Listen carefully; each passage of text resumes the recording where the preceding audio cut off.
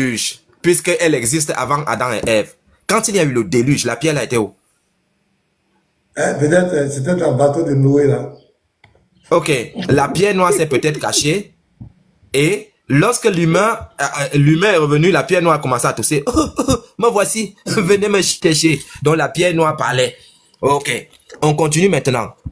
À cette époque, elle a été envoyée du ciel par Dieu pour indiquer à Adam et Ève l'endroit où ériger l'autel de la Kaaba. Dans leur source, dans les sources des musulmans. D'autres récits suggèrent, quand on dit déjà une suggestion, ça veut dire que le premier récit, on le met de côté. Est-ce que tu vois dans leur propre texte, ils se contredisent? D'autres récits suggèrent qu'Adam serait descendu sur terre en portant lui-même la pierre noire avec lui. Attends, est-ce que la pierre est descendue avant Adam et Ève? Ou bien, n'oubliez pas, Adam et Ève ont été créés au paradis islamique. Et la personne qui les a fait sortir du paradis, c'est Djibril. On l'appelle comment? Iblis. C'est Iblis. Voilà, Satan. Iblis qui les a fait sortir du paradis. Pasteur, l'endroit le plus où l'homme a le plus d'insécurité, c'est le paradis musulman. Dans le paradis musulman, le diable a le pouvoir de te mettre dehors. Parce que Allah avait chassé le diable au paradis lorsqu'il a refusé de s'agenouiller devant Adam, mais le même diable est revenu tenter Adam et Ève au paradis islamique. Et il les a fait sortir. Les savants musulmans ne savent pas comment expliquer cette histoire-là. D'autres disent que quand il était en bas, il a parlé depuis le bas, depuis la terre, et la voix est arrivée jusqu'au ciel. C'est-à-dire il avait le haut-parleur. Allô, allô, allô, allô, Adam, Adam. Des trucs comme ça. On ne comprend même pas ce que ça veut dire. Ce sont des histoires à dormir debout. Maintenant, on dit ici, maintenant, on nous dit, ici, voilà, on était là, Adam et Ève a érigé, voilà, on nous dit, dans toutes, ici, d'autres récits suggèrent qu'Adam serait descendu sur terre en portant lui-même la pierre noire avec lui. Quand tu poses la question à un musulman, Adam et Ève, qui étaient des humains comme nous, ils sont descendus comment depuis le paradis sur terre? Ont-ils emprunté le Al-Burak? Sont-ils descendus comme Superman? Est-ce qu'ils étaient comme Neo dans Matrix? Ils sont descendus comment? Pas de réponse. Et entre-temps, le monsieur portait quand même la pierre noire qui sort du paradis entre ses... C'est-à-dire, il portait ça, je ne sais pas si on l'avait cousu en boubou et il avait mis la pierre dedans. Je ne sais pas comment il portait... Frère, si se trouve même c'est un voleur, parce que quand on l'a chassé, est-ce que quelqu'un lui a ordonné de prendre ça? Si on ne l'a pas ordonné de prendre ça, ça veut dire qu'il a volé. Et voilà, toi tu voles quelque chose dans le paradis pour partir avec comment? Ça veut dire que je ne sais pas, expliquez-moi un peu quoi. Donc, maintenant, ici, dans cette partie, on nous dit, écoute bien, hein, dans toutes ces versions, la pierre noire de la Kaaba est d'origine céleste. C'est-à-dire, c'est une pierre qui sort directement du paradis. Vous vous imaginez, les musulmans veulent aller au paradis, là où ils vont aller chicoter 100 vierges à la fois dans un bésodrome à ciel ouvert. Et on vous dit que la pierre noire qui est à la Kaaba, où on est en train de mettre l'huile là, cette pierre-là sort de cet endroit. Mais les gars peuvent se tuer. C'est pour cela que les gars sont prêts. Les gars meurent là, juste pour toucher cette pierre-là. Parce que la pierre noire sort où ils vont aller faire le poti-pota. Maintenant, on nous dit qu'elle est céleste. Selon la tradition musulmane, à la fois la pierre et la structure de la Kaaba existent depuis les débuts de l'humanité. La Kaaba aurait été détruite pendant le déluge. À ce moment-là, la pierre aurait été ramenée au ciel par Allah. Dans leur propre source, pasteur, ils disent que quand il y a eu déluge, Allah a envoyé, je ne sais pas si c'est Djibril. Djibril est venu prendre, on appelle ça comment? Est venu prendre la pierre. Il a dit, pardon papa, la pierre la remonte comme Sangoku. La pierre est encore partie au ciel. Voilà, la même pierre. Donc, on dit, Vraiment de Dieu, les gars là. Quand tu lis les histoires des musulmans, tu n'as même plus besoin, pasteur, d'aller à Hollywood ou à Hollywood. Tout est dedans. Par la suite, lors de l'époque d'Abraham, qui aurait reconstruit l'autel, l'ange Gabriel l'aurait ramené sur terre pour Abraham, pour la replacer dans le temple de la Kaaba. Un hadith raconte que la pierre, lorsqu'elle est tombée du ciel, était une pierre blanche et qu'elle aurait noirci à cause des péchés des hommes. Al-Tirmidhi, 877. Pasteur, ici, la pierre noire était une pierre blanche. Où est même ce qui est blanc là? Voilà. À peu près ce livre-là. Il y a un qui se balade ici à TikTok. Celui qui ressemble à un efféminé là, avec le pantalon de 1950. Il dit que ce sont ses frères qui me payent les livres. Donc, à peu près ce livre-là, pasteur. Le livre est blanc. C'est-à-dire la pierre était blanche comme ça. La pierre était blanche. Un coup, cette pierre est devenue noire comme ça, pasteur. La pierre est devenue noire parce que la pierre a absorbé les péchés. Donc, si cette pierre prend les péchés et devient noire, mais je pense qu'à l'heure, si la pierre là devait être comme le kuntak, Jim, c'est ce qu'on appelle au Cameroun le kuntak. La pierre allait être comme le kuntak noir. Même. Le goudron à l'état pur. À l'état pur. Plus noir que ceci, pasteur. Parce qu'elle ne fait qu'absorber, c'est son rôle. Pourquoi la pierre noire là n'est pas plus noire que tout? Bon, peut-être c'est ça. Donc, parce que le rôle de la pierre noire, c'est d'absorber les péchés. Donc, ça ne peut pas s'arrêter, pasteur. On dit ceci.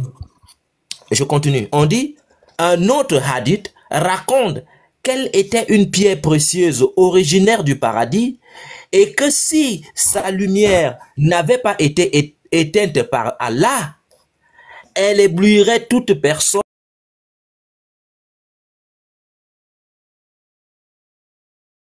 Fit Tafsir, Bil Mantour, les perles éparses, exégèse intertextuelle sur la sourate 2, verset 128. C'est là où Al-Suwiti explique donc dans ce tafsir là, dans son livre Al-Dur Al-Mantour, ce que je suis en train de lire là, pasteur. La question qu'on se pose, les musulmans, cette pierre sort d'où? Elle est descendue comment? Est-ce qu'elle est tombée comme le big là? Tout. On est seulement allé raconter... Pourquoi quand je parle Thierry? Est-ce que la pierre est tombée? Tout. Le type est parti ramasser. D'autres disent que Adam est descendu avec... On ne sait pas. C'est la cacophonie. Maintenant, on nous dit... Les récits islamiques sont très divergents. Le monsieur est gentil, pasteur. Elle est gentille, la dame qui écrit. Lorsqu'on parle déjà de divergence, ça veut dire que vous n'êtes pas d'accord. Il y a de la contradiction. Chacun raconte sa vie là. Oh, tantôt il est descendu comme Superman, tantôt il est tombé tout. On ne comprend pas. Les récits islamiques sont très divergents concernant la sacralité de la pierre noire. Il est clair, d'après les textes et les hadiths, qu'à un moment donné de l'histoire de l'islam, il y a eu les débats théologiques énonçant des réserves concernant la vénération d'un caillou. La pratique, qui semble clairement avoir des origines païennes, dérange. Pasteur, entre eux, il y a eu des débats où des savants musulmans ont dit cette pierre-ci, c'est un truc des païens, faut pas prendre ça. Mais il faut le njaraba. Hein? Jim, c'est ce qu'on appelle le njaraba. Il faut le njaraba. Donc, les gens doivent se déplacer du Congo, du Cameroun, de la Côte d'Ivoire pour aller payer, faire les trucs à ces gens-là. Voilà. Donc, la pierre noire doit être là. C'est un business. Alors, la pratique qui semble clairement avoir des origines païennes dérange. Et les textes théologiques tentent de fournir des justifications pour cette pratique sacrée. Même si elle suscite des doutes, alors que le monothéisme s'oppose à l'adoration d'idoles. Fin de citation. Et c'est ce que vous avez expliqué avec des frères ici depuis le matin, que l'acte qu'ils sont en train de faire avec cette pierre, des musulmans se sont opposés, des grands théologiens, pour dire c'est de l'idolâtrie. Lorsqu'on est monothéiste, on ne fait pas ce genre de choses avec une pierre. C'est aussi simple que ça. Donc, on attribue à Omar ibn al-Khattab, le deuxième calife bien guidé, qui a succédé, autant pour moi, au prophète, qu'il s'était dirigé vers la pierre noire, l'a embrassé et lui a dit, c'est-à-dire Omar a parlé à la pierre noire. Omar, il a dit, je sais que tu es une pierre qui ne nuit ni ne profite. Voici Omar qui venait de contredire son Dieu dans ses hadiths. Il dit, tu ne sers à rien et tu ne nuis pas, tu ne peux rien faire. Et si je n'avais pas vu le prophète, que la prière d'Allah et que la bénédiction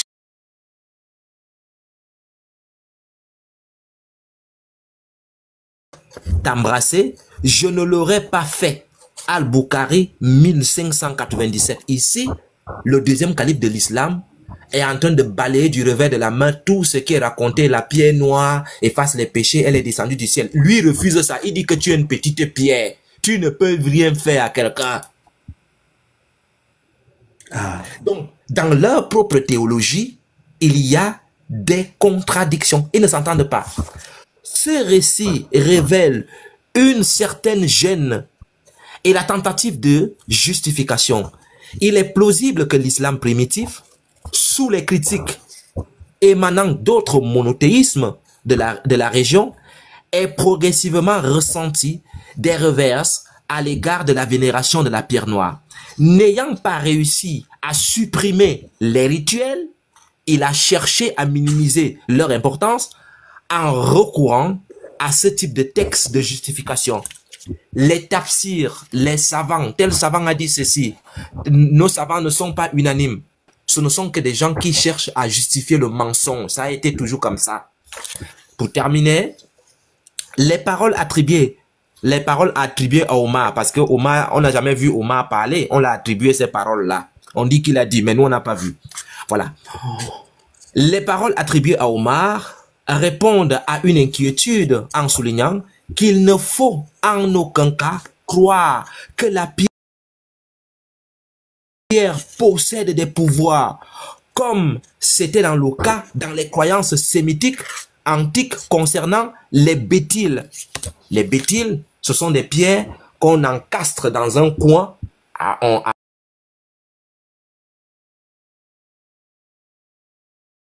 Ça existe depuis la nuit des temps dans ces coins-là.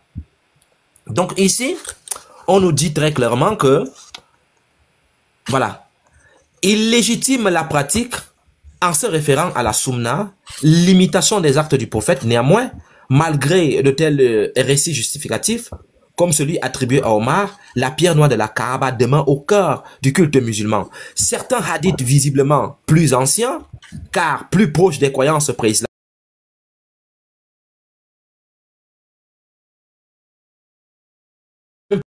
plus que significative qu'une simple pierre noire, une signification bien plus d'une signification plus simple autant pour moi, de relique. Donc, dans un récit attribué à Ibn Abbas, nous pouvons lire « Cet angle noir est la main droite d'Allah.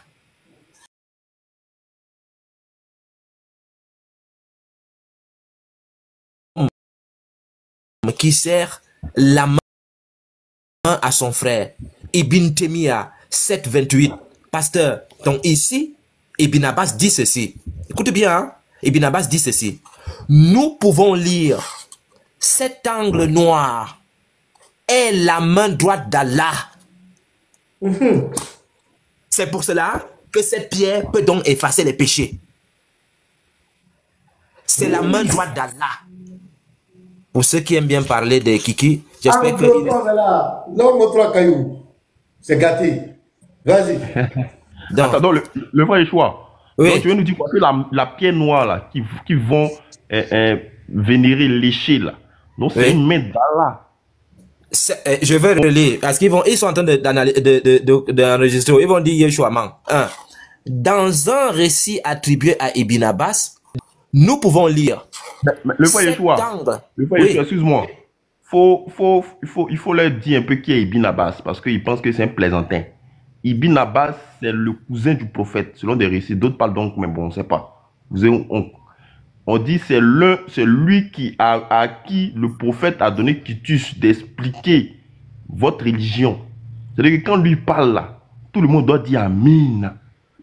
Tout le monde doit se prosterner et puis prendre ça comme parole d'évangile. Vas-y mon frère. Ok. Et Ibn Abbas a dit, cet angle noir est la main droite d'Allah sur la terre avec laquelle il serre la main de ses serviteurs comme un homme qui serre la main à son frère. Donc, la pierre noire, la main à son frère. Donc, la pierre noire, la main à son frère. Donc, la pierre noire, là, quand les gens partent te toucher, Allah, pour dire, c'est pour cela que cette pierre, donc, efface le péché. Parce que, dans la norme des choses, aucune pierre ne peut effacer les péchés. Et, qui confirme cela? Ibn Taymiyyah, 728. Dans un autre hadith, celui qui touche la pierre noire, c'est comme s'il serrait la main du miséricordieux. Quand tu touches la pierre noire, c'est comme si tu serrais la main d'Allah. Et qui nous donne ça? Al-Arnaud, 1438. La pierre ici est bien une manifestation divine sur terre. Et comme il n'y a qu'une seule divinité, comme ils le disent si bien, donc la pierre noire est la manifestation d'Allah subhanahu wa ta'ala ici sur terre selon les hadiths islamiques. Donc, ces délits, ce n'est donc pas de l'idolâtrie, c'est-à-dire Allah, au lieu de se manifester comme un homme, va donc se manifester comme une pierre. Les musulmans refusent qu'Allah se manifeste comme notre Dieu s'est manifesté au travers du Christ, mais ils acceptent que leur Dieu se manifeste au travers d'une pierre. C'est ça donc qui est amusant. Donc je termine ici en disant ceci. On dit, la pierre ici est bien une manifestation divine sur terre. Un réceptacle divin. Toucher la pierre noire équivaut à toucher Allah lui-même et lui serrer la main. Donc quand il touche la pierre là, quand il part se tuer là, quand il touche la pierre, c'est comme s'il touchait Allah. Bien, je termine ici. Mais le fait quoi, c'est fini. C'est de l'idolâtrie. Ils idolâtrent la pierre, c'est tout. C'est fini. Donc ce qu'il faut épidiquer, c'est de l'idolâtrie. Parce que quand tu le fais, tu serres la main d'Allah. Qui n'aimerait pas toucher la main d'Allah, serrer la main d'Allah? Ils idolâtrent la pierre, c'est tout. Shalom. Ainsi, le pèlerin de la Mecque serait un voyage qu'effectue le fidèle musulman pour visiter le Dieu en personne, du moins dans sa manifestation terrestre qui est le Béthil ou la pierre noire. La manifestation d'Allah, c'est cette Béthil qui est la pierre noire. Merci beaucoup. J'en ai terminé.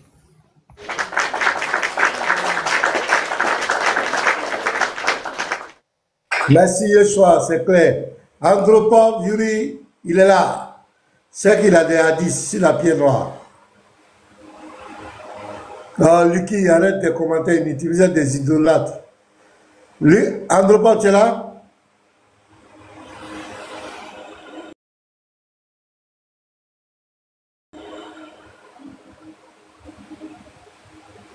Ok, donc on va continuer de montrer la vidéo.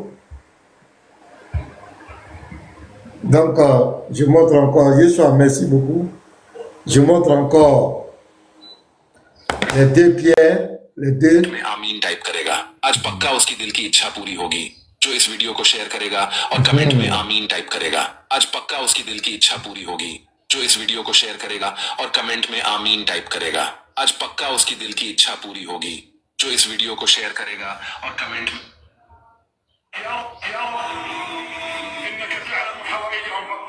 On va un peu la lapidation.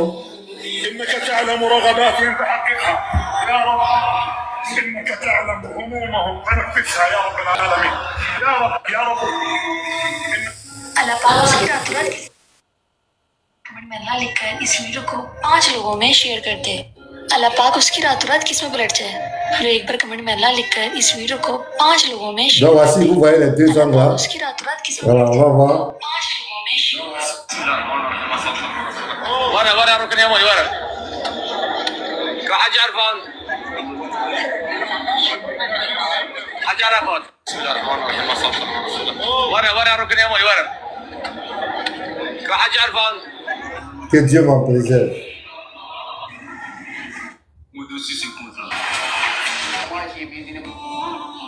Je vais montrer la partie de l'argent là. Et il y a deux qui vont là-bas, qui frottent les pieds des banques. Vous savez, les pieds des banques. Voilà.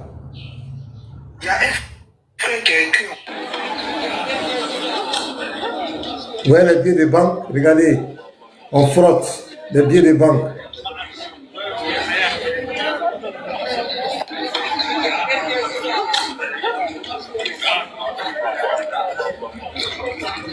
On frotte les pieds des banques.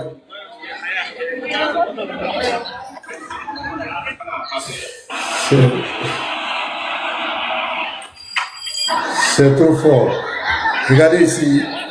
On veut toucher la main d'Allah. Regardez la lutte. C'est pas facile. Une pierre. Bonjour, mesdames. Est-ce qu'on peut parler un peu? Ou bien... Une pierre. On peut parler? Tu vas en tout cas, faut nous expliquer les pierres que vous partez. Ok, merci beaucoup. Merci beaucoup. J'ai aimé le déballage de l'autre qui a descendu là. C'est comme c'est YESOI là. Moi, j'ai une petite question. Juste une petite question. Je veux qu'on m'explique clairement. Allô? Tu dis, il y en a tellement de secrets.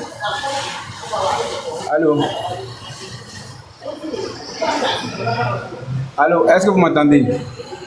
Oui, parle de la pierre noire et de l'homme de l'humanité. Ok, non, moi j'ai voulu voir la pierre, cette pierre quoi. Pourquoi cette pierre? Elle est où? Parce que je vois un truc sous forme de cuve, au fond noir, on parle de pierre, mais je n'ai pas de source quoi. Ça lève la pierre, ça lève la pierre. Hey, je suis champion. Il fallait casser pour qu'on voit cette pierre, comment à sa forme. Parce qu'on dit pierre. Est-ce que c'est métal? Ben c'est comment? Andropon, tu as quelque chose à dire? Lui aussi, il est descendu. Et lui là, je sais à qui on l'a fait. C'est quelqu'un qui n'est pas mentalement stable. Toi, tu es dans l'islam, seulement on va venir te dire si on doit casser ou bien c'est... Regardez-moi les gens comme cela. C'est nous, toi, tu es dans ta religion là. Tu sais pas ce qu'on appelle pied noir. C'est nous, on va venir t'expliquer ça. L'équipe, va apprendre ta religion. Voilà. Toi, tu es fort pour insulter Jésus. Tu crois que je ne te connais pas? Tu es le champion d'insulteurs. Suleiman Numo. On va voir.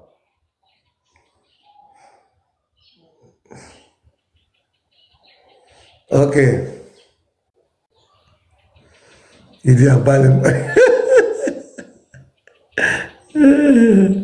Oh.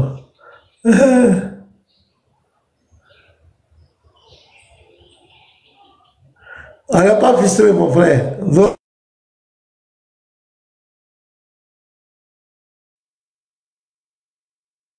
Quoi tu es? Voilà, c'est de ça qu'il s'agit. Tu ne sais pas dans quoi tu es. Vous êtes des pilles, des idolâtres promas. Monsieur Suleiman, bonjour.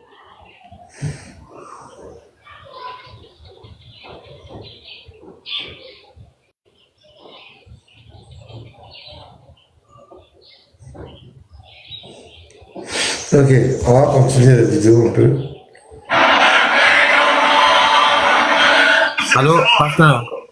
Allô? Oui, oui. En fait, je voulais, donne-moi juste une minute, je voulais répondre à quelqu'un, peut-être en bas, qui a de la dissonance cognitive, celui qu'on appelle si c'est Ken Kugor. Il me dit que j'ai contredit mes frères lorsque je dis que la source que j'ai lue en disant que le hadith dit que lorsque tu touches la pierre noire, c'est que tu touches Allah.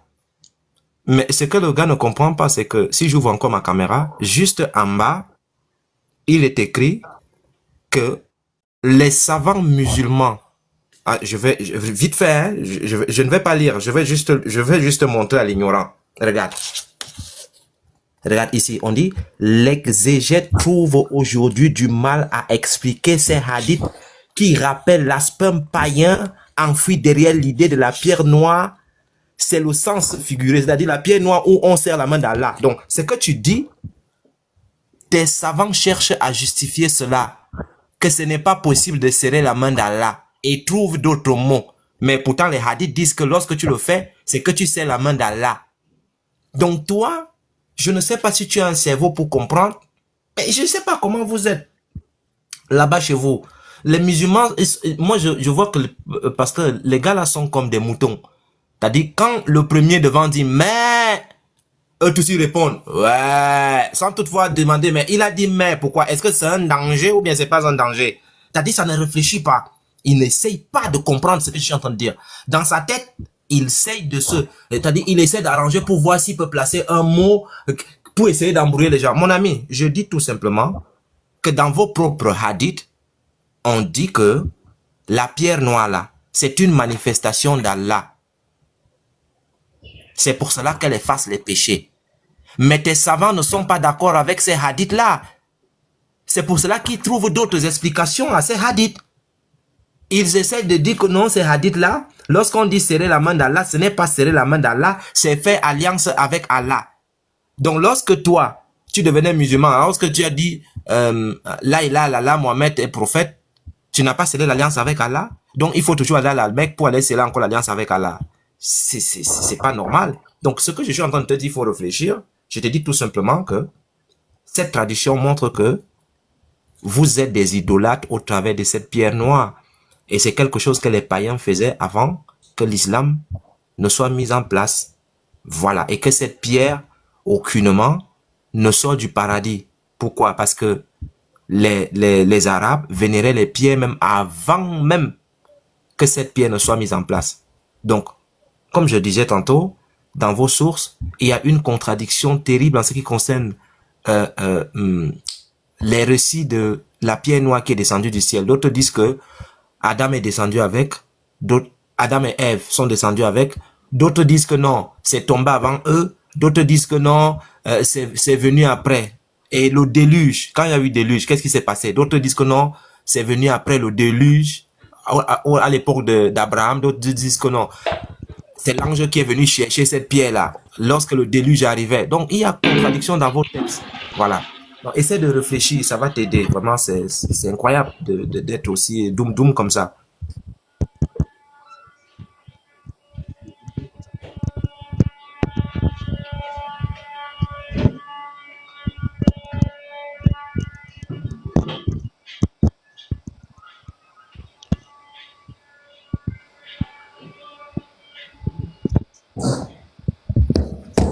Ciara, bonjour monsieur Ciara. Ou bien c'est Clara ou bien Ciara. C'est Clara, non? Ou bien c'est pas. C'est Clara ou bien Ciara? Ciara. Ciara, Clara, n'est pas là.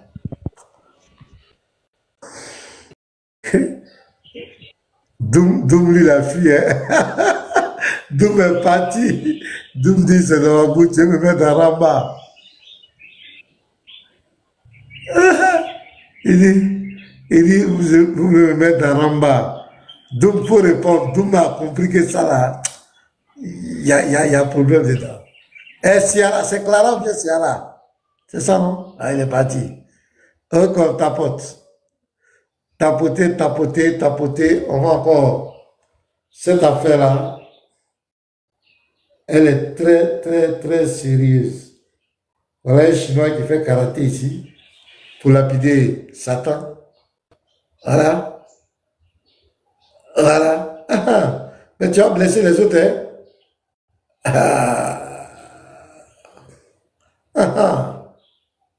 Voilà.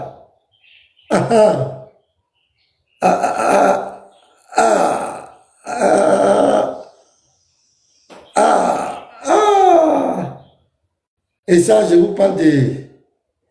Nous sommes en 2025, hein? Regardez ici. langue yéménite. Ça, c'est même pas la pierre noire, langue yéménite aussi. Regardez comment les gens sont en train d'idolâtrer ça. Vous voyez ça? Je vous parle en temps réel, 2025.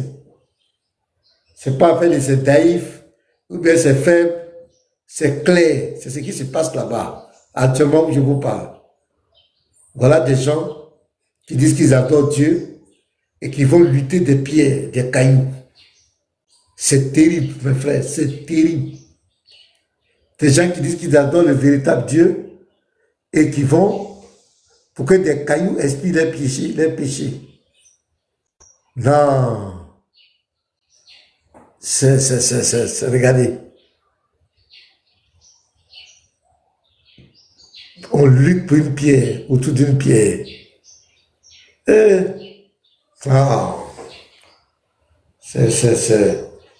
C'est vraiment pas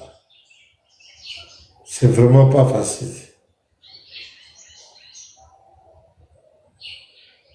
Voilà, regardez là, langue yéménite là, regardez là. Regardez, il faut toucher ça. Et ça va expier tes péchés. Regardez-moi des choses comme cela. Mes frères, je suis plus que à terre. Regardez. Regardez. Ces choses-là, les allées vont faire, et puis viennent nous inciter. C'est ça, les diadés, les quoi, vont faire la Mecque, et ils viennent. Non. Et ils n'enseignent jamais ces bêtises-là. Ils n'enseignent pas ça. C'est Jean 17:3. Il faut qu'à dire à manger. Il faut expliquer ça aux gens.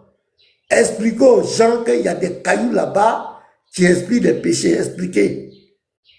Vous expliquez ça aux gens. Expliquez aux gens. Espèce de polythéistes, de païens, d'hypocrites, de manipulateurs. Vous traitez des gens d'idolâtres alors que vous partez adorer des pierres. Vous partez faire des palabres sur des pierres, des cailloux. Ah, aujourd'hui, au dragon, je suis en train de prendre des pierres. Je dis, vous êtes, regarde, au dragon, toi-même, regarde. Si c'est un kémite qui a fait ça, on va dire c'est un idolâtre. Mais regarde, regarde, cailloux, au dragon, regarde-les.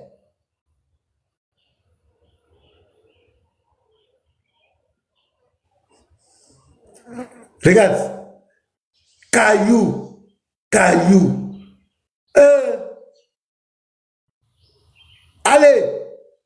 Allez le païen, faut enseigner ça aux gens.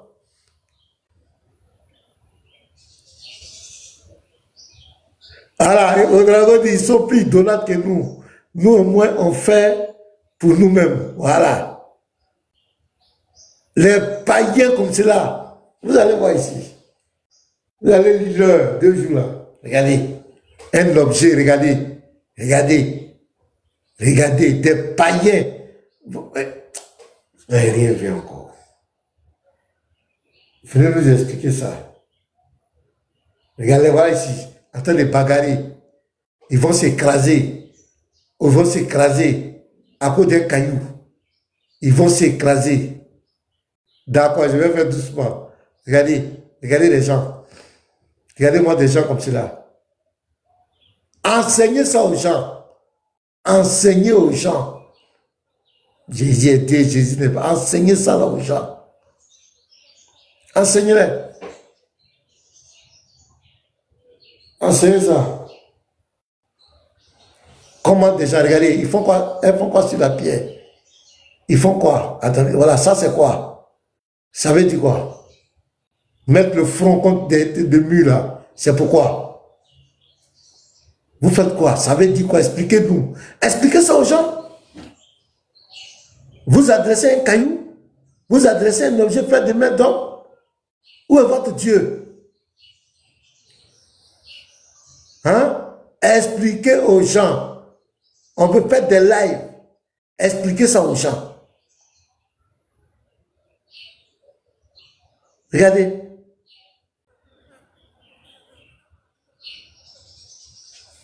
Allons-y. Regardez un enfant. Regardez le petit. On met sa tête dans ça là, c'est pourquoi. Un petit comme cela. Il met sa tête, regardez, regardez, regardez. Il met sa tête dedans. C'est pourquoi.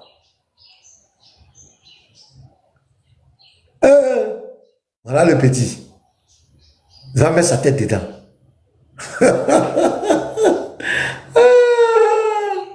Aujourd'hui là, aujourd'hui, dès que je vais aller lire. Regardez ici encore. Regardez, ça nettoie. Ça nettoie. Pourquoi on nettoie? C'est quand je suis des pires idolâtres. Il faut prendre le truc pour essuyer.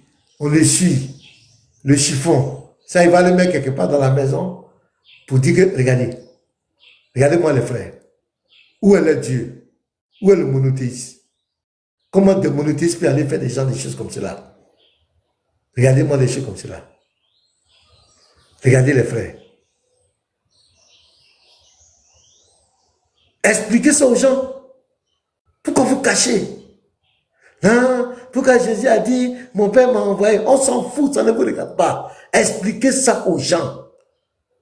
Le caillou des murs, vous partez frotter l'argent dessus. On va expliquer aux gens. Embrasser une pierre, un caillou. Expliquez ça aux gens. Arrêtez de raconter tout et n'importe quoi sur TikTok. Bande d'hypocrites, de manipulateurs. Kémy est mieux que vous, je vous dis la vérité.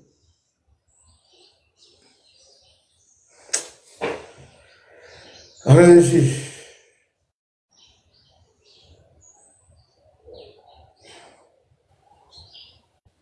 Regardez encore les bras ici. Sur le mur là, c'est pourquoi? C'est quoi? Ça sert à quoi? Tout ça, ça sert à quoi? Dans le théisme pur. Ça sert à quoi tout ça?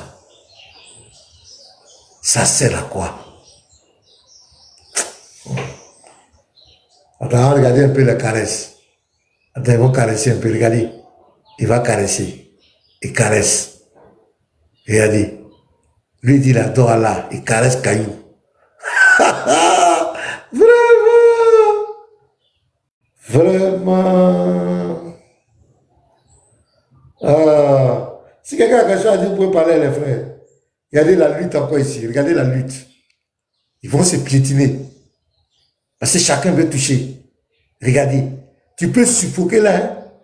Je vous assure, moi, je ne supporte pas des endroits comme cela. Tu peux suffoquer, mon frère. Tu peux perdre ta vie là. Dans ce truc à cause d'une pierre. Regardez comment ils sont étouffés là. Regardez comment ils sont entassés là. Parce qu'ils veulent toucher un caillou. Mais pourquoi vous reprochez quoi, Kémy? Les Kémites, non, ça je vous dis aujourd'hui, vous les reprochez quoi? Quelle est la différence entre vous? Ça dit, vous, votre caillou là, c'est mieux que pour la caillou quoi. Voilà. Tu vas jamais voir des Kémites faire des choses comme cela. Regardez.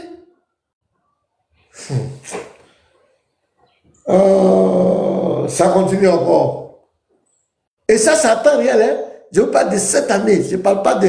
On va dire non, c'est un indice, il y a divergence, tel. Non, non, non, non, non, non. Il n'y a pas de divergence ici. C'est en temps réel. Rapporté en temps réel. Regardez. Regardez, lui, il est carrément dénudé là. Il est en haut. Comment il va descendre? Parce qu'on va embrasser quelque chose. Un caillou. Mais où est votre Dieu? À l'instant, votre Dieu est où? Oh. Regardez ici encore. Regardez les bras. Regardez.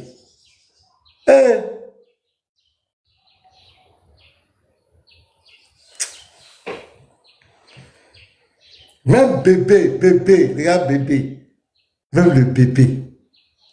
Si ça c'est quoi? Regardez.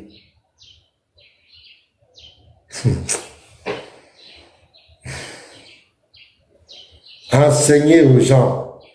Si vous n'enseignez pas, nous on sera obligés d'enseigner. Passez votre temps à critiquer les chrétiens. Parlez de votre religion aux gens.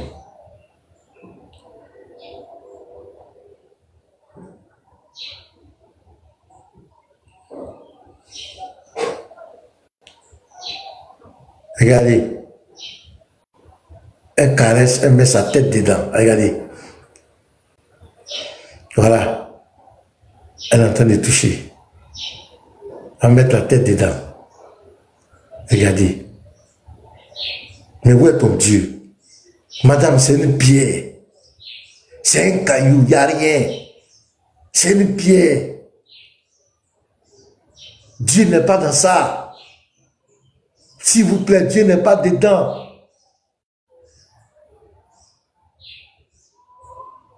Dieu n'est pas dedans.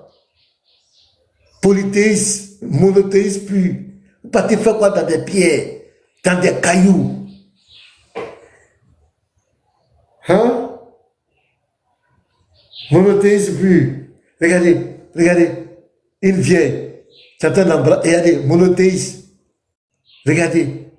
Regardez. En ce moment, où est votre Dieu? Regardez, regardez, regardez. Une maman. En envoiement. Dieu n'est pas là-bas. Dieu n'est pas dans les pierres, il n'est pas dans le caillou là. Maman, t'as blagué.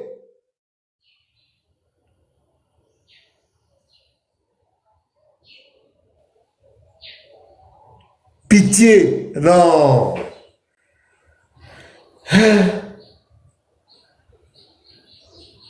Tapotez les frères, on tapote, on s'en va sur moi. Et allez ici encore. Je vous parle des vidéos en temps réel.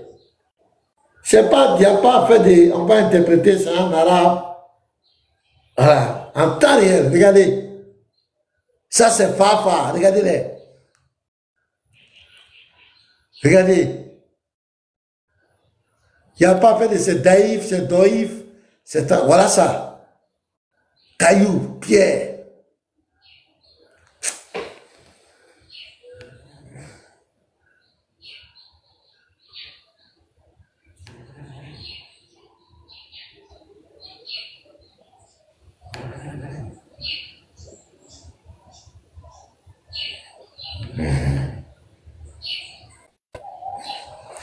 En temps réel, regardez, le combat continue.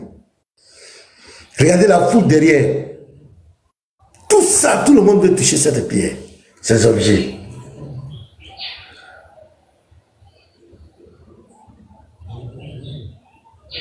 Regardez mes frères. C'est pathétique. Et des gens comme cela veulent nous faire croire qu'ils connaissent Dieu. Et c'est nous qui ne connaissons pas, ils connaissent Dieu. Regardez. Regardez lui. Pathétique.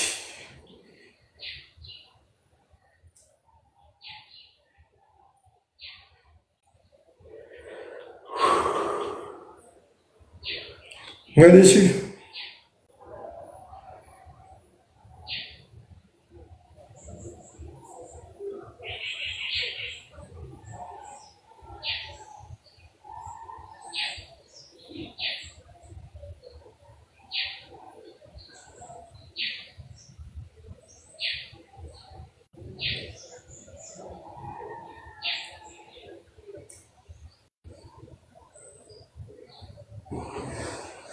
Ah, ici c'est chaud, hein. Ah là c'est chaud, hein. Le type pousse les gens, mais les gens ne veulent pas, hein.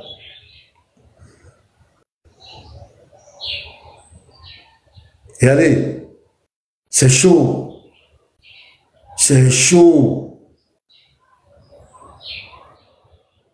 Ah. Encore ici. Ce sont ces trucs en temps réel. C'est pas fait de ces taïfs, ces toïs, et ça a été confirmé par qui? C'est l'idolâtrie à ciel ouvert, un caillou. Ok.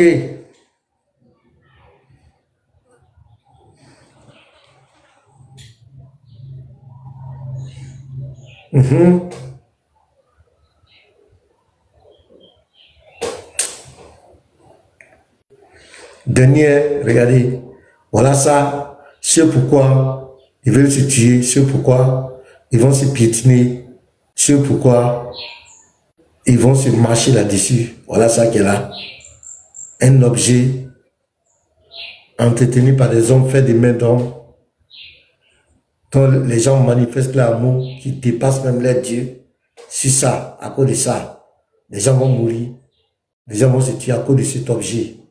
Et les gens viennent nous dire que ils adorent le véritable Dieu. Ils font du monothéisme pur. Vous n'avez aucune leçon à nous donner. En toute sincérité. Voilà l'objet là encore ici. C'est ça là. Voilà la maison là. Voilà l'objet, regardez. Ça fait pitié. Voilà l'autre colline. Safa Marwa, des cailloux. Dans ces deux collines, il y avait deux démons, Issaf et Naïla. Avant que les gens partaient faire des rituels dedans. Et ils partaient faire des doigts au pied de ces trucs. Aujourd'hui encore, ils vont faire. Oh, quand ils font les doigts au pied de ces collines-là, c'est quel Dieu qui exauce? C'est quel Dieu qui est dans la colline là? Parce qu'ils font des doigts au pied de ces collines. Qui exauce? Oh, avant, il y avait deux démons dedans. Ce sont des collines là. Safa, quand on dit Safa Marwa là. Voilà ça. Voilà. Vous voyez la colline là? Ce sont des collines. Il y avait des démons dedans. Voilà, ouais, c'est deux collines. Et tout ça, tous ceux qui vont là, ils vont faire ces pratiques-là. Ils vont faire ça.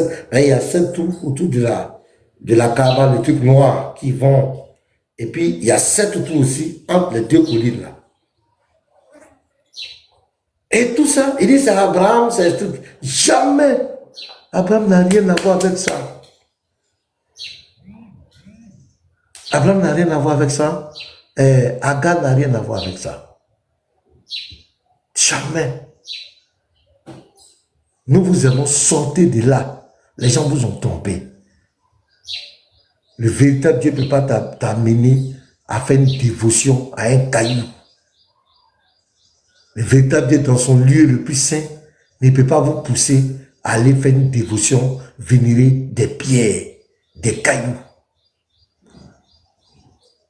C'est de l'idolâtrie camouflée, une forme de polythéisme camouflé. Et c'est ceux-là qui passent le temps à attaquer la foi des chrétiens. Et c'est là encore. On va montrer les vidéos, vos pratiques que vous faites là-bas. Vous allez expliquer ça aux gens. Vous allez nous expliquer ça. Expliquez ça. C'est ça qui vous concerne. Expliquez aux gens comment vous partez manifester une dévotion pour des pierres, des cailloux. Cailloux. Où est caillou là même? Cailloux ça là. Comment des gens. Cailloux. Expliquez-nous ça. C'est de Dieu, vous pouvez parler que votre Dieu est tout. Moi, j'adore un Dieu tout puissant. Et puis, je vais embrasser un caillou. Je vais encore aller. Votre Dieu ne peut pas expier vos péchés. La pierre noire va expier péché. La langue yéménite, pierre yéménite, va expier. Attends, vous-même là, vous êtes en quoi même? Donc, votre Dieu, lui, ne peut pas expier vos péchés, quoi. C'est le caillou qui va expier tes péchés. Caillou, regardez. Caillou. Les gens vont aller lutter au pied d'un caillou. Expliquez ça aux gens. Nous, on dit Dieu s'est fait homme en la personne de Jésus-Christ. Et nous l'assumons. Nous adorons un Dieu vrai, un Dieu de vérité. On dit que nous sommes des idolâtres. Nous, on adore un homme. Nous n'adorons pas un homme. Nous adorons Dieu qui s'est fait homme. Voilà. Nous ne sommes pas des idolâtres. Moi, tu ne me verras jamais aller embrasser un caillou. Tu ne me verras jamais aller me prosterner devant une pierre. Jamais de la vie. Tu ne me verras jamais me prosterner devant un objet. En bas, quoi? Jamais. J'ai dit, moi, mon Dieu, là, il s'est fait homme en la personne de Jésus. Et nous sommes fiers. Et j'ai dit aux gens, vous croyez que les chrétiens sont bêtes pour adorer un homme par là en enfer? Selon nos écritures, nos sources, Et c'est clair. Jésus-Christ, c'est Dieu, Yahweh, l'Éternel, le Dieu d'Israël, qui a pris la forme humaine et qui est venu sur la terre. Et ne vous en faites pas. Les Juifs vont le reconnaître. Hein. Vous qui voulez vous coller aux Juifs, les Juifs, non, les Juifs vont le reconnaître. Les prophéties bibliques le disent, les Juifs vont le reconnaître.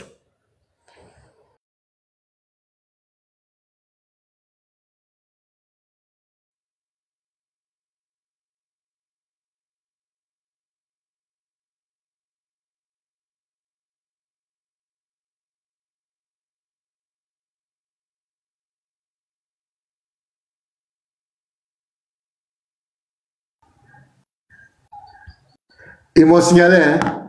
Allô? Allô? Ils m'ont signalé, hein? Allô? Allô? Ils m'ont signalé, hein? Allô, ils m'ont signalé.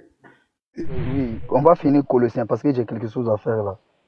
Voilà, Colossiens 1, d'abord, à partir du verset 15 au verset 18.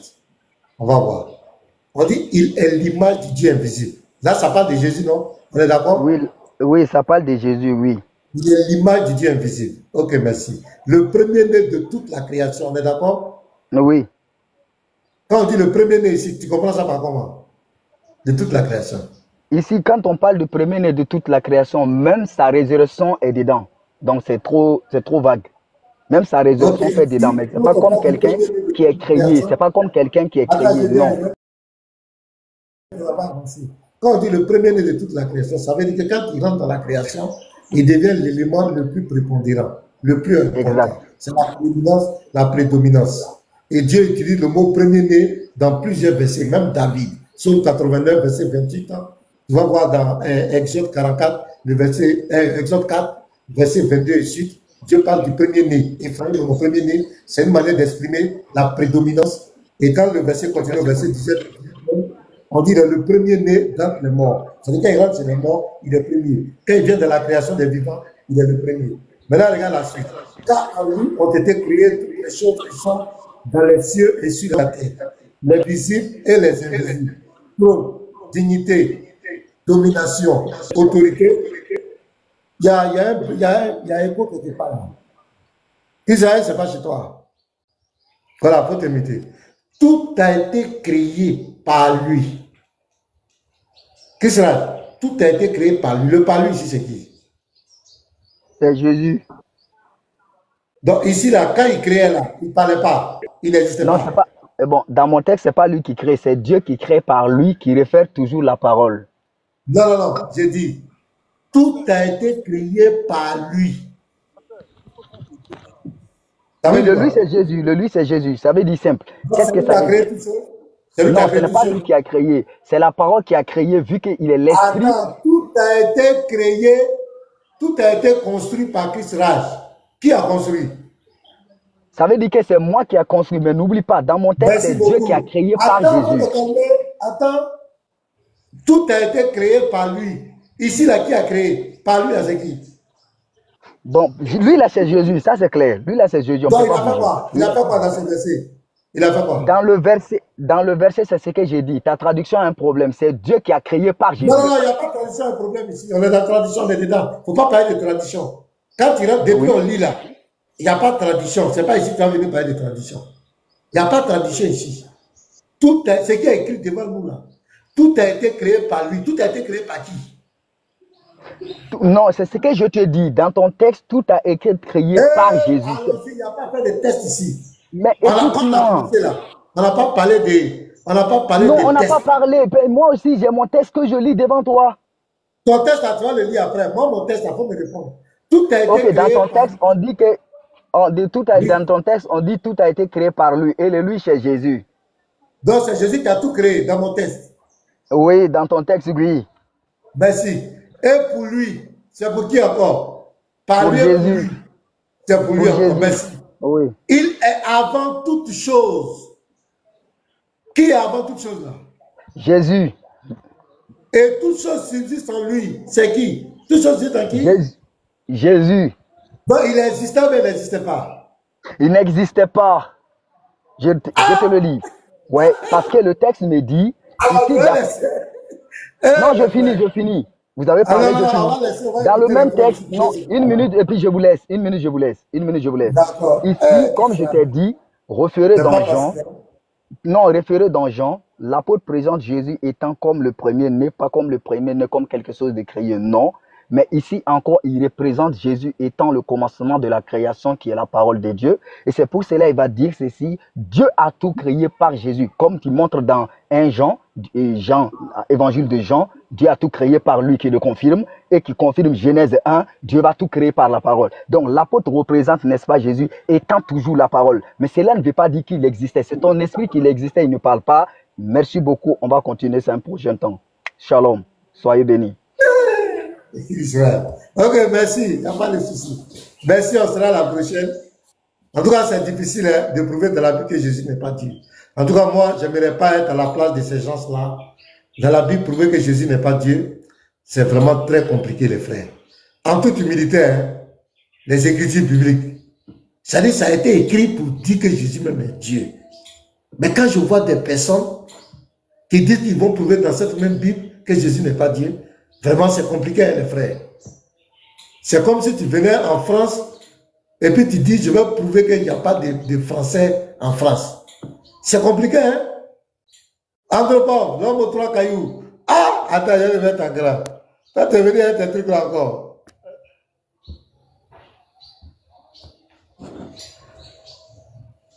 Andro, ouvre ton micro. Inuboy, est-ce qu'Inuboy est là? Boy. Andropov, on ne t'entend pas, hein? Est-ce que tu bugs? Il bug, tu es en rouge, frère. Non seulement tu es muté et puis tu es en rouge. Andropov, tout le monde dit pardon, pardon. Tes 3 cailloux là, pardon. C'est qu'il faut fermer la caméra. Mais quand tu n'as pas la connexion stable aussi, la caméra aussi joue contre toi. Ah, il bug même. Il est totalement tombé. Inuboy. Attends, j'ai appelé Inuboy. Ben, je dois arrêter. Il est déjà 15h30. Professeur, si tu as quelque chose à dire, hein?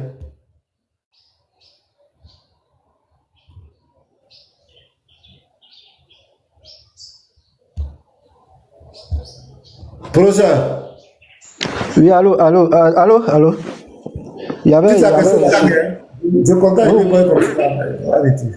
J'avais reçu un appel là. Voilà, donc je suis là maintenant.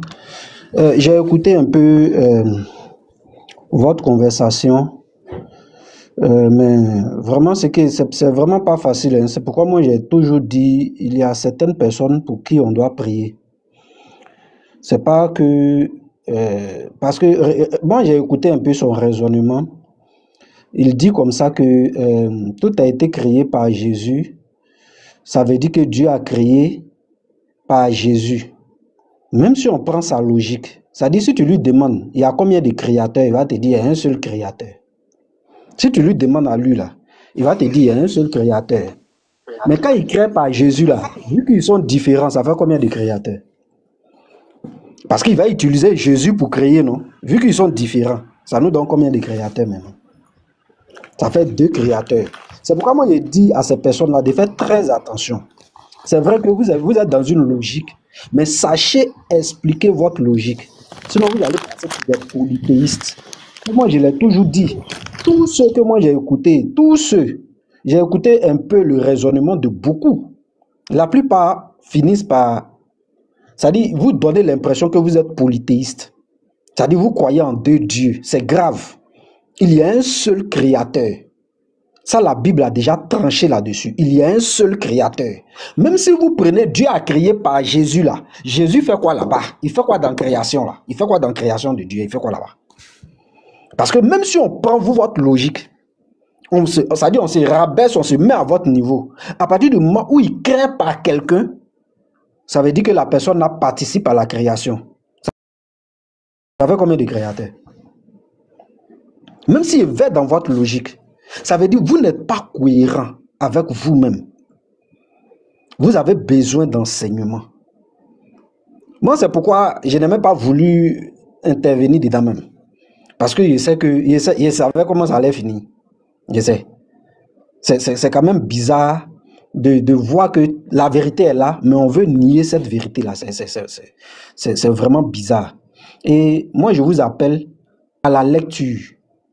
Et il a dit quelque chose, pasteur, qui est grave. Moi, si c'était moi, je n'échangeais plus avec lui. Il a dit quelque chose qui est grave. Il dit, comme il est en train d'échanger avec toi, il prend tous les versets. Ça veut dire que de base, il ne prend pas tous les versets. Ça veut dire que de base, là, il n'accepte pas tous les versets bibliques. C'est quelqu'un qui ne croit pas en la Bible. Ça dit, Dieu a laissé sa parole. Il y a des hommes sur terre qui disent non, Dieu, toi tu as trop parlé. Moi je vais trier dedans, je vais prendre quelques paroles.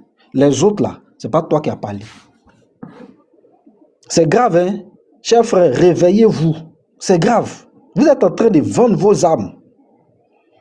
Peut-être dans votre ignorance, vous pensez combattre un certain groupe ou bien vous pensez combattre quelqu'un. Mais vous sortez carrément de la plaque. Aujourd'hui là, tous ceux qui se sont amusés à faire ça là, moi j'ai écouté Sabrina, on vous traite de polythéistes. Ils ont raison. Parce que le raisonnement que vous développez là, vous êtes des polythéistes. Avec ce raisonnement, tu passes pour un polythéiste. Si tu me dis, tout a été créé par Jésus et que tu admets que Jésus n'est pas Dieu, c'est que tu nous présentes un Dieu qui a créé quelqu'un et il va se servir de ce quelqu'un-là pour créer. Tu contredis la Bible. La Bible dit qu'il y a un seul créateur. Et lui-même, il le dit dans Isaïe 44, verset 24. Et je vais lire ça pour chuter. Vous ne pouvez pas... Non, moi, je ne peux pas lire ça. Et puis, vous allez me raconter vos sottises là. Ça, je suis désolé pour vous, mais allez encore réfléchir parce que vous ne savez pas expliquer votre idéologie. Moi, j'ai toujours dit, même si tu es trinitaire, moi, je t'écoute. Même le trinitaire, moi, j'écoute le trinitaire, mais il faut savoir expliquer ta trinité. Parce que si tu n'arrives pas à expliquer ta trinité et que tu me dis le Père est différent du Fils, mais le Fils est Dieu, le Père est Dieu là. Si tu mets une différence, pardon, il faut accepter qu'il y a deux dieux. Si le Saint-Esprit également est Dieu et que tu mets une différence, pardon, accepte que ça fait troisième Dieu. Parce que tu as dit qu'ils sont différents. Maintenant, si tu me dis dans les rôles, il y a une différence, mais dans la divinité, c'est la même divinité. Moi, je pourrais te comprendre. En ce moment-là, tu es d'accord que Jésus est le Père, puis que tu dis c'est la même divinité. Mais seulement que le Fils a un rôle qu'il joue puisqu'il est manifesté. Si tu expliques ta Trinité de façon logique, moi, je prends ça. Je peux accepter. Mais si tu vas et que tu mets une différence, accepte que ça fait deux. Accepte qu'on compte. S'il y a différence, on doit compter. Et nous allons compter. Donc, sachez expliquer ce que vous développez. Et c'est là que vous avez des difficultés. Et vous allez passer pour des polythéistes. Ok, Ésaïe 44, verset 24. Ainsi parle l'Éternel, ton Rédempteur, celui qui t'a formé dès ta naissance. Moi, l'Éternel, j'ai fait toutes choses seul. J'ai déployé les cieux seul. J'ai étendu la terre. Lui, il dit qu'il était seul. Vous dites non, il est passé par Jésus pour faire. Je prends pour Dieu là ou bien je prends pour vous là. En tout cas, pour moi, vous êtes des païens. Il ne va pas prendre pour vous là. Il va prendre pour Dieu là. Dieu dit qu'il était seul. Lui, il dit qu'il a fait ça seul. Mais vous dites qu'il a fait ça par quelqu'un. Parce que vous comprenez pas, le live a été lancé par le pasteur Mena. Vous comprenez que il y a intermédiaire là. Ça veut dire que c'est pas pasteur Mena qui a lancé le live. Ça veut dire que c'est Dieu qui a lancé le live par pasteur Mena. Vous trouvez intermédiaire là. Mais Dieu dit ici qu'il était seul. S'il est seul là, ne me mettez personne à côté. Personne. Si vous m'introduisez Jésus, vous passez pour des polythéistes parce que Jésus devient créateur. À partir du moment où Jésus crée et que Dieu dit qu'il était seul, vous êtes des polythéistes, vous êtes des associateurs. Et acceptez ça. Acceptez que les gens vous traitent de polythéistes. Parce que c'est l'image que vous donnez. Ça n'a rien à voir avec les Écritures. Les Écritures sont claires. Pour nous là, quand il crée par le Fils là, c'est parce qu'il est manifesté et il va créer. À travers cette manifestation qu'il va produire là, il va créer. C'est ça, créé par le Fils. C'est pourquoi le Fils là, il est l'image, il est l'empreinte. C'est-à-dire que tu vas prendre, lorsqu'il n'est pas manifesté là, l'empreinte que tu vas prendre Et lorsqu'il sera manifesté, c'est la même empreinte. Ça ne change pas. C'est ce que la Bible témoigne. Donc, n'égarez pas les gens. Arrêtez de vous fatiguer. Vous égarez les gens et vous passez pour des polythéistes. Vous êtes dangereux. Et là-dessus, je pense que les musulmans font bien de vous traiter de polythéistes. Parce qu'ils ont bien compris votre idéologie. Donc, je m'arrête là. Ceux qui ont des oreilles pour entendre, entendent. Merci, professeur. Bon, Iniboy, est-ce qu'il est là? Petit Mato, shalom à toi. Petit Mato. Shalom, pasteur, shalom. Je suis là, shalom. Est-ce que ouais, je vais lancer. Ouais, je vais lancer. Je vais arrêter tout de suite là. Je vais arrêter. Ah, en tout cas, ils ont dépassé. Les frères, vous avez pris 44 minutes dedans. Parce qu'on va rattraper ça demain. On fait. Bon, Dieu coupe plus même. Demain, 44, donc on fait 44, ça fait 16, non? Voilà. Donc, 14 h 16. Demain, on fait 15 demain, moins le 44. président arrête à 14 h 16. Voilà, 14 h 16 demain. Donc, les gars, demain, c'est 14 h 16. Andropov et puis la gloire. Et puis, Petit Mato, tu vas les lancer. Andropov. Il n'y a pas de souci. Mais toi, tu es en rouge. Tu es en rouge, Andropov. Oui, Andropov, tu es en rouge. Hein. Je pense que ça doit être la caméra, là, je ne sais pas. Voilà, la gloire, on va aller avec la gloire. Après la gloire, on va aller. Petit Mato, tu peux déjà aller te préparer. La gloire, bonjour. Ouais, bonjour, pasteur. Shalom à tous. Que la grâce de notre Seigneur Jésus-Christ demeure sur tous. Comment tu vas? Voilà. En fait, ce que le professeur disait tout à l'heure, c'est très clair. Hein? Voilà, c'est très clair. Le fait même que Jésus-Christ s'est présenté dans la Bible en tant que créateur, ça met fin même au débat. Parce que nous savons que la seule personne qui a créé dans la Bible, c'est Dieu lui seul. Voilà, c'est Dieu lui seul. Et je vais lire un verset rapidement. Malachie 2, à partir du verset 9. Et moi, je vous rendrai méprisable et vil aux yeux de tout le peuple, parce que vous n'avez pas gardé mes voies et que vous avez égard à l'apparence des personnes quand vous interprétez la loi. N'avons-nous pas tous un seul Père? N'est-ce pas un seul Dieu qui nous a créés? Pourquoi donc sommes-nous infidèles les uns envers les autres? En profanant Non, c'est pas un seul Dieu. Non, c'est pas un seul Dieu. Il y a le Père qui a créé et par le Fils, par Jésus. Ils sont deux. C'est pas un seul. Voilà. Ils sont deux. Ça, tu vois comment c'est comique, professeur. Donc ici, on voit que c'est clair, comme le professeur l'a dit, c'est un seul Dieu qui nous a créés. Parce que la Bible dit, n'avons-nous pas tous un seul Père? N'est-ce pas un seul Dieu qui nous a créés? Or, Jésus-Christ est présenté dans Colossiens 1, à partir du verset 15 à 17 là-bas. Il est présenté comme Dieu créateur, celui qui a créé toutes choses. Parce que la Bible a été claire. La Bible dit, toutes choses subsistent en lui. Et c'est lui qui a créé tout, les invisibles, les visibles. C'est-à-dire tout ce qui est les invisibles, c'est les anges, tout ce qu'on ne peut pas voir à l'œil nu. C'est Jésus qui a tout créé. Et les visibles, que ce soit les hommes, les animaux, tout ce qui est sur la terre, c'est Jésus-Christ également qui a tout créé. Donc, on ne peut pas l'arracher la divinité. Ça veut dire que c'est lui qui est le seul vrai Dieu. Et c'est ce que Malachie 2, 10 nous a dit. Et je vais également lire un verset encore. On va vérifier quelque chose rapidement. Zacharie 14. Petit Mato, va te pouvoir prononcer. Quand il finit, Zacharie 14, à partir du verset 2. Je rassemblerai toutes les nations pour qu'elles attaquent Jérusalem. La ville sera prise, les maisons seront pillées et les femmes violées. La moitié de la ville ira en captivité, mais le reste du peuple ne sera pas exterminé de la ville. L'Éternel paraîtra et il combattra ces nations comme il combat au jour de la bataille. Ses pieds se poseront en ce jour sur la montagne des Oliviers qui est vis-à-vis de Jérusalem du côté de l'Orient. La montagne des Oliviers se fendra par le milieu à l'Orient et à l'Occident et il se formera une très grande vallée.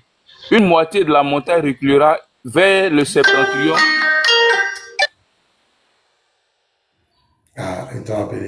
Et une autre vers le midi. Donc ici, la Bible fait une précision de taille. Dans Zacharie 14, à partir du verset 4, la Bible dit, les pieds de l'Éternel vont se poser sur la montagne des Oliviers qui est vis-à-vis de Jérusalem, du côté de l'Orient. Voilà, à la montagne des Oliviers. Donc ici, ceux qui disent que non, le Père le Père, là, c'est lui qui est l'Éternel. Voilà, parce qu'il y a des gens qui disent que non, le Père, c'est lui qui est l'Éternel. Et que non, il ne vient pas sur la terre. Mais or, ici, on dit que l'Éternel en question, il a les pieds. Et ces pieds-là vont se poser sur la montagne des Oliviers. On va voir, selon les prophéties bibliques, c'est qui a accompli cette prophétie. Je reviens. Retenez très bien la montagne des Oliviers.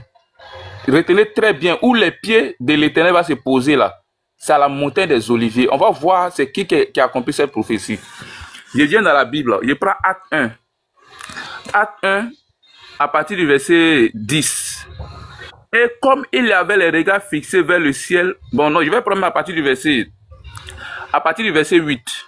Mais vous recevez une puissance, le Saint-Esprit survenant sur vous, et vous serez mes témoins à Jérusalem, dans toute la Judée, dans la Samarie et jusqu'aux extrémités de la terre.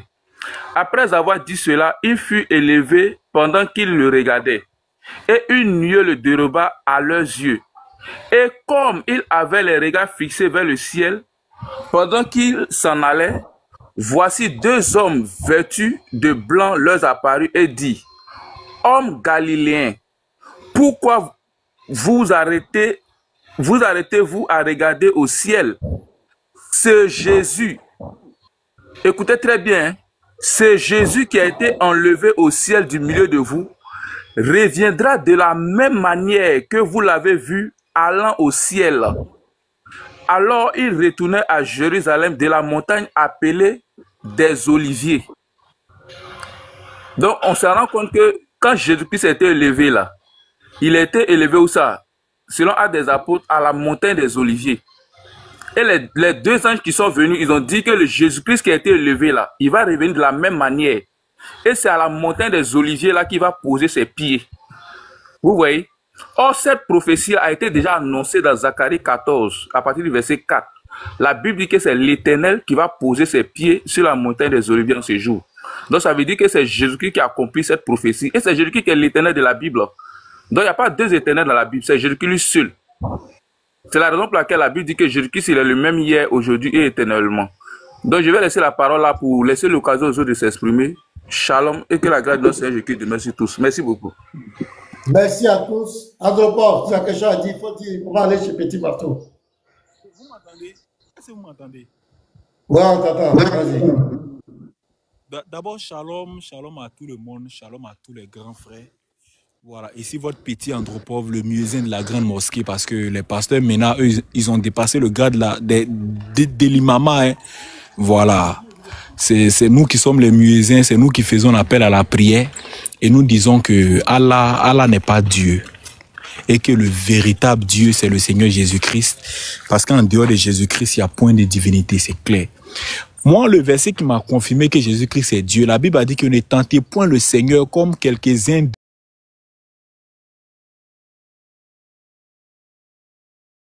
Jésus-Christ est Seigneur. Mais quand on rentre dans le texte original, c'est bel et bien mentionné, ne tentez point le Christ comme quelques-uns l'ont tenté.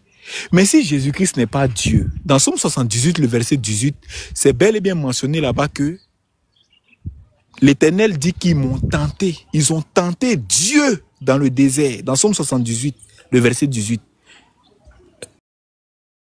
En demandant la nourriture. Or, c'est dans Somme 78, c'est dans, comment on appelle ça? Avec l'histoire des serpents des reins qu'ils ont péri. Là-bas, c'est bel et bien mentionné qu'ils ont tenté Dieu. Mais comment se fait-il que ce Dieu qu'ils ont tenté et qu'ils ont péri par des serpents, l'apôtre Paul vient nous dire qu'il s'agit du Seigneur Jésus-Christ? Ça veut dire que Jésus-Christ est Dieu, un. Et deuxième preuve, au fait, Dieu, il a toujours existé avec sa parole. C'est pas Allah, hein. Parce que les musulmans disent que la parole de Dieu n'est pas Dieu. Mais si la parole de Dieu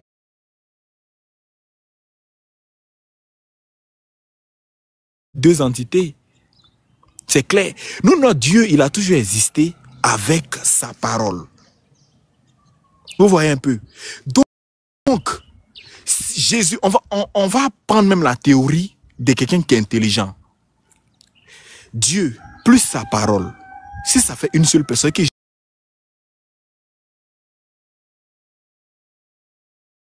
d'un point de vue de la théorie, hein, C'est clair. Maintenant, dans Nombre, Dieu a dit à Moïse que Moïse parle face à face et Moïse voit une représentation. Vous pouvez aller vérifier, c'est le mot Temouna en hébreu.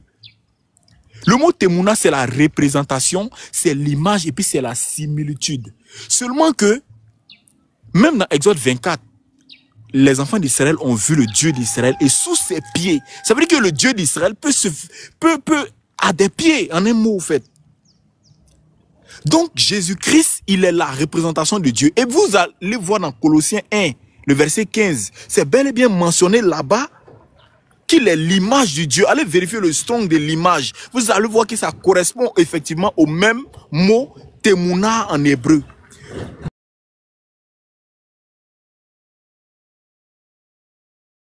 Toujours existé. Jésus-Christ, il est le Dieu tout-puissant. Et je dis ceci, hein.